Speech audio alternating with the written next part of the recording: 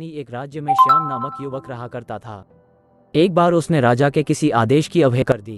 अपने आदेश की अवहेलना राजा को कतई गवारा नहीं थी।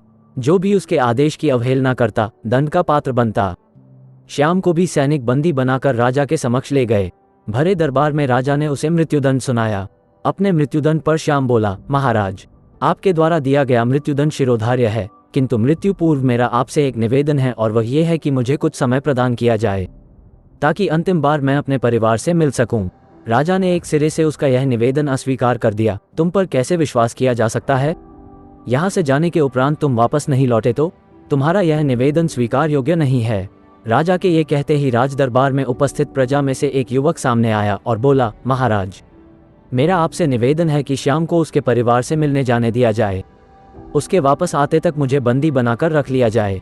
यदि वो वापस न आए तो उसके स्थान पर मृत्युदंड दे दिया जाए। युवक की बात सुनकर राजा आश्चर्यचकित रह गया। पहली बार ऐसा कोई व्यक्ति उसके सामने था जो किसी अन्य के लिए अपने प्राण देने तत्पर था।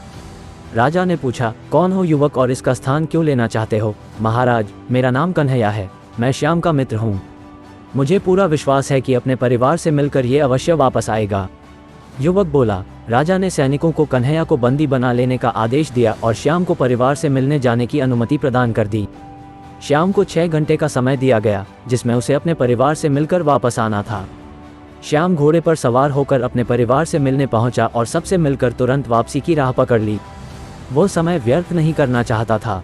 समय पर राजा के समक्ष न पहुंचने पर उसके मित्र के प्राण संकट में पड़ सकते थे। तीव्र गति से घोड़ा दौड़ाते हुए वह राजमहल की ओर चला आ रहा था कि एक स्थान पर वह घोड़े से गिर पड़ा और चोटिल हो गया। इधर निर्धारित 6 घंटे पूरे हो गए। श्याम राजमहल नहीं पहुंच पाया। इस स्थिति में कन्हैया को मृत्युदंड के लिए तैयार किया जाने लगा। अपने अंतिम समय में कन्हैया ने श्याम का स्मरण किया और आंखें बंद कर ली। वो प्रसन्न था कि वह अपने मित्र के काम आ सका, किंतु अंतिम क्षण में श्याम राजमहल पहुंच गया। वो राजा से बोला, देरी के लिए क्षमा महाराज। मैं घोड़े से गिरने के कारण चोटिल हो गया था। अब मैं वापस आ चुका हूँ। कृपया मेरे मित्र कन्हैया को छोड़ दीजिए।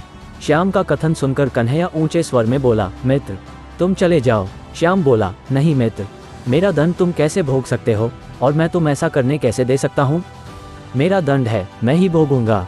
तुमने मेरे लिए जो किया उसके लिए मैं तुम्हारी आभारी हूँ। राजा श्याम और कन्हैया की मित्रता देख बहुत प्रसन्न हुआ और बोला, ऐसी मित्रता मैंने आज तक नहीं देखी है। मैं तुम दोनों से बहुत प्रसन्न हूँ और घोषणा करता हूँ कि तुम दोनों में से किसी को भी मृत्युदंड नहीं दिया जाएगा। मैं तुम दोनों स्वतंत्र करता हूँ। सीख, सच्चा दोस्त वह होता है जो हर घड़ी आप पर विश्वास करता है और आपके साथ खड़ा रहता है।